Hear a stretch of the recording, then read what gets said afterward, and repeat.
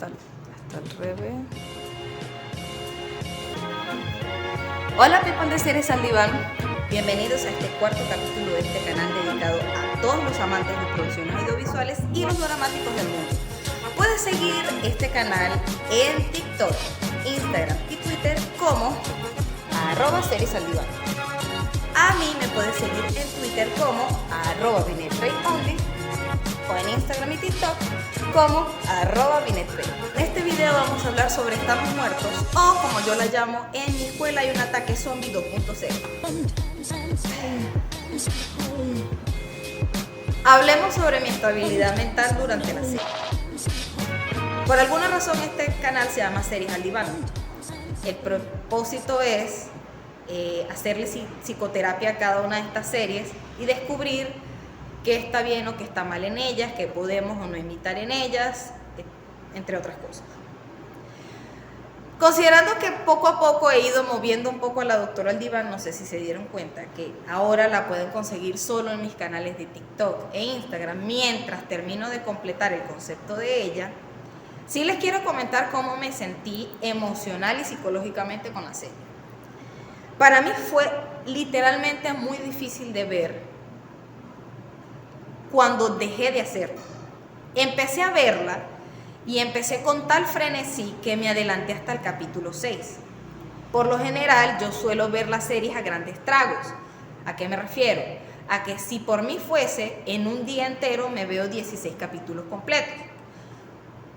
Sinceramente, cualquier otro tipo de serie que sea de mi género favorito, yo suelo verla en un rango de 3 a 4 días, dependiendo de qué tan ocupada estoy y de si tengo el tiempo libre posible.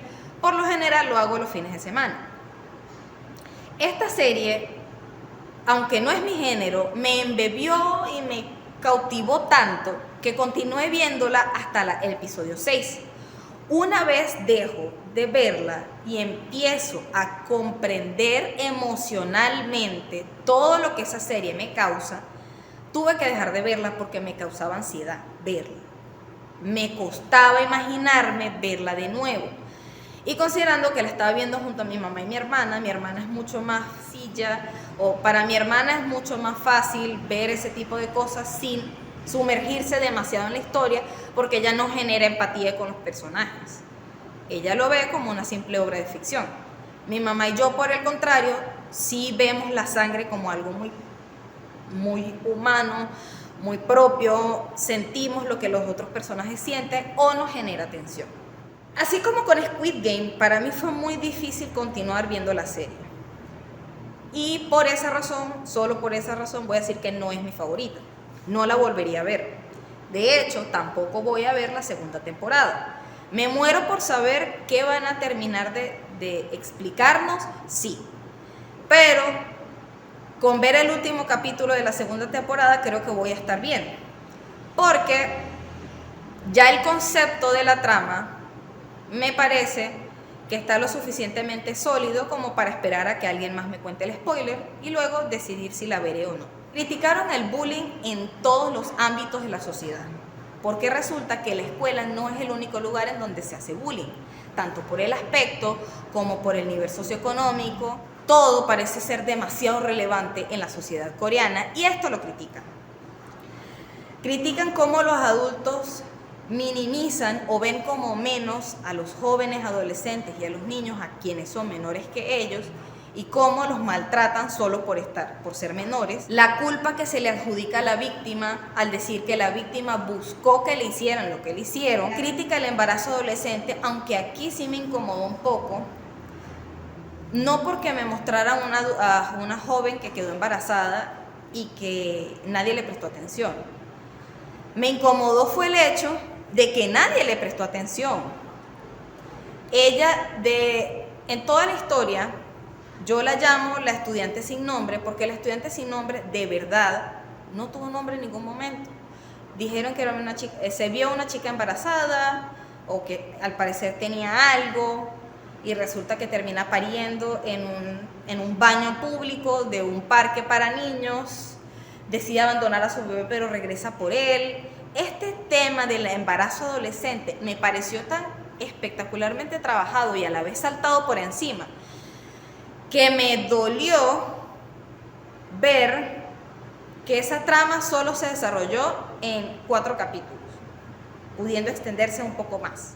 La desigualdad social, los prejuicios, el asco que sienten las personas hacia otras personas que no tienen su mismo nivel socioeconómico o ni siquiera que se parecen a ellos. Pareciera que las diferencias incomodaran hasta el punto en que diera literalmente asco. Toda la crítica social a la desigualdad económica la vemos en Na Yeon. Tanto así que odiamos a Na Yeon y cuando llega el momento de su muerte, spoiler, no podemos terminar de sentir que le faltó algo.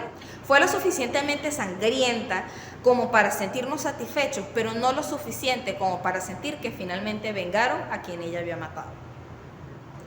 También está la crítica a la violencia y la represión militar.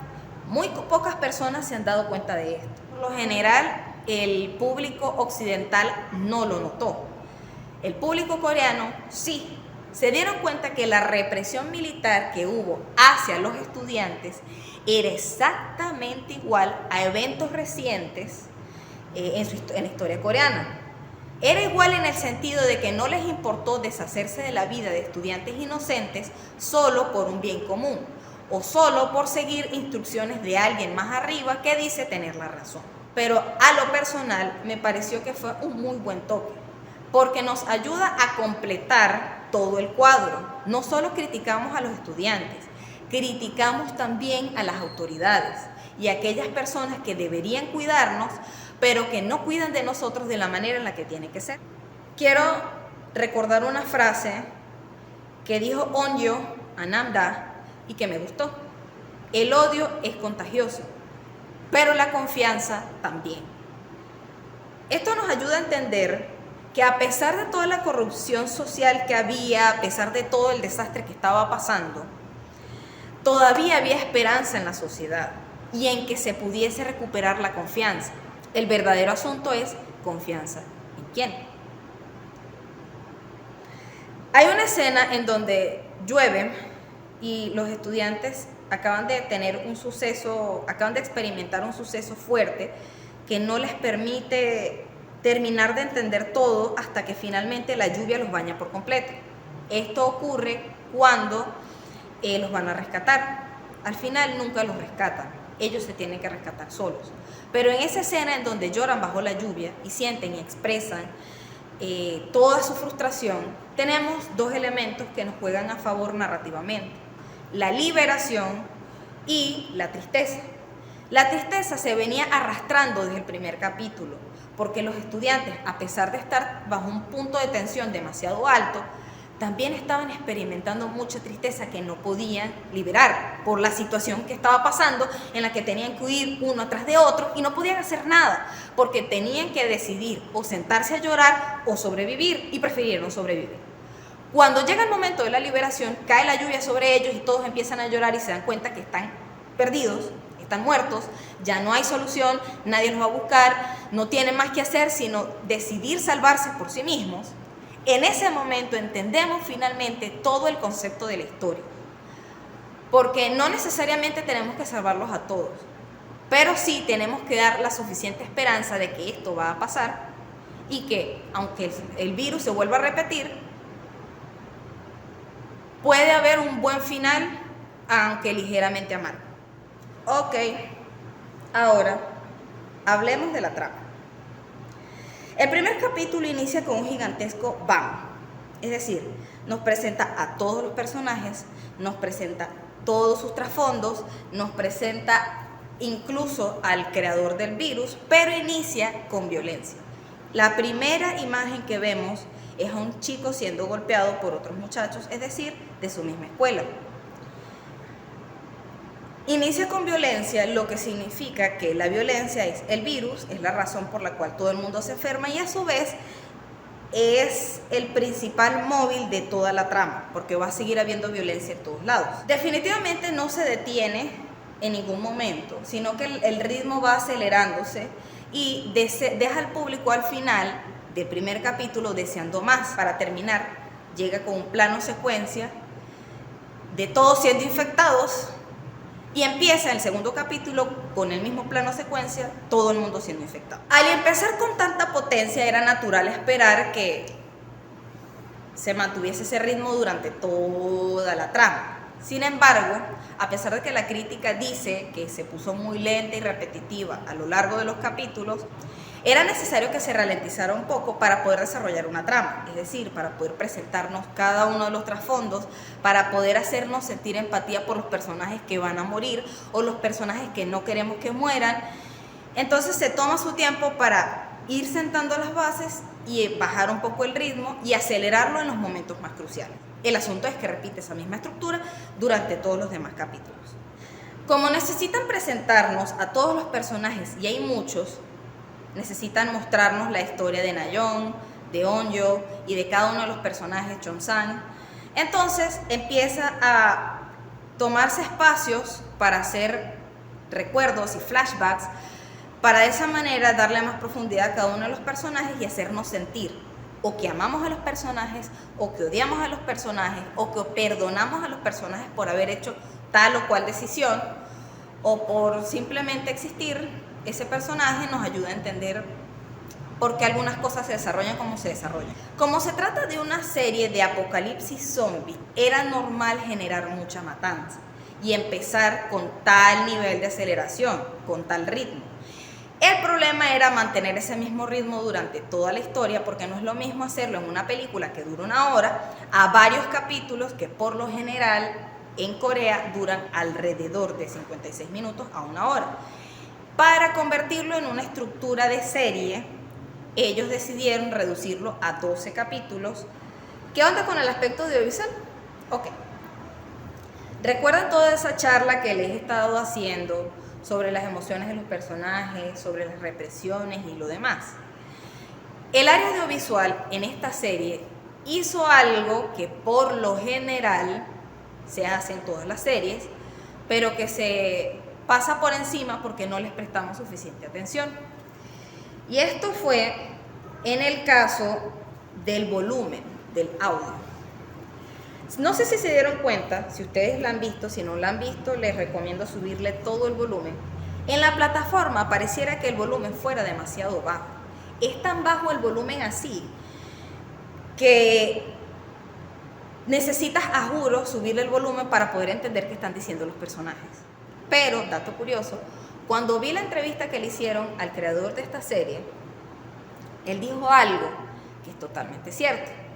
Tú vuelves a ver la serie desde el principio con el sonido alto o con audífonos en todo caso y el sonido lo suficientemente alto y empiezas a prestar atención a otras cosas que no son solo los protagonistas, la historia se completa. Ellos utilizaron bien los elementos, los colores, los planos. Para aquellas personas que no les gusta lo audiovisual, pasan por encima de estas cosas.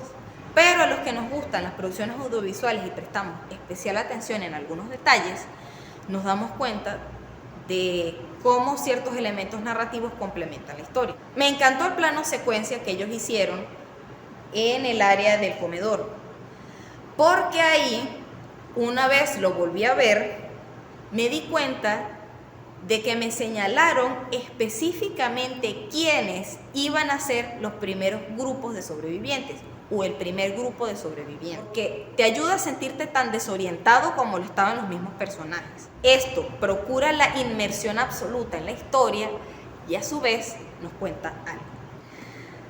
La inversión que hicieron en coreografías y en usar caras relativamente desconocidas, porque el plan era que fueran personas lo suficientemente comunes como para que tú sintieras que eso te puede pasar en tu escuela. Por eso es que no vemos a actores súper sexys, aunque sí son bonitos, hay que admitirlo. La mayoría de los personajes de esta serie son atractivos, no veo lo cara común, porque de este lado del charco esas caras no suelen ser comunes y solemos encontrar belleza más rápido en caras no conocidas.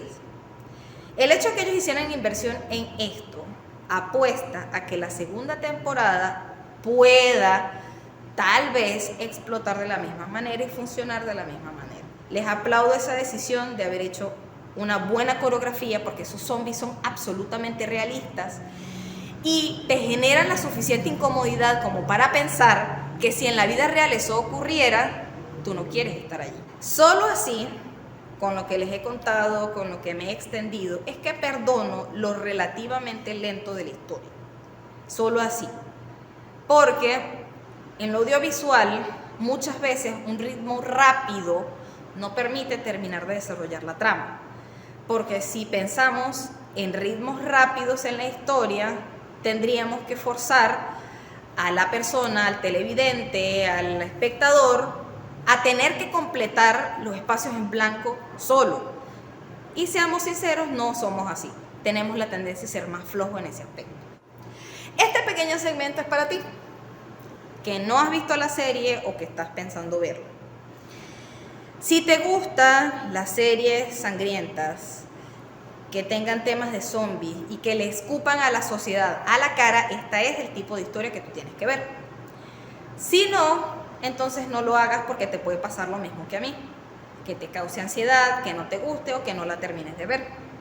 Puede que sea lo suficientemente pegajosa en los primeros 4 a 6 capítulos que te quedes, pero ya después de ahí puede que te pierdas, porque no es tu género. Si estás pensando que esta serie se parece en algo a Squid Game, no. Ya hay varias personas que me han dicho, ¿y es parecida? No, en nada. Porque aunque tratan de la naturaleza humana de maneras muy diferentes. Critican muchos temas a la vez y son dos géneros muy distintos. Por lo tanto, no te recomendaría ver Estamos Muertos si en realidad quieres ver Squid Game. Recuerden que este no es un dorama. Y aquí voy a hacer la aclaratoria de nuevo. Como con Squid Game, ellos siguen una estructura narrativa, tienen un principio, un fin y los capítulos no tienen adelantos. Por lo general, los doramas sí tienen adelantos. Estamos Muertos va directo con un corte a negro. No hay más nada. No hay otros elementos de donde tú puedas decir, ah, no, parece un dorama. No.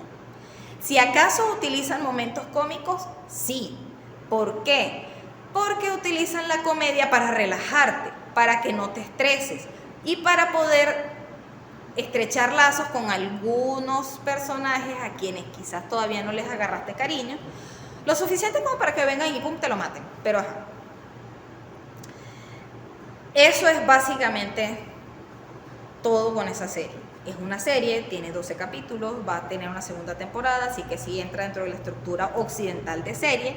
Lo único extraño sería que sus capítulos duran 56 minutos, 49 minutos en adelante, si acaso 1 hora.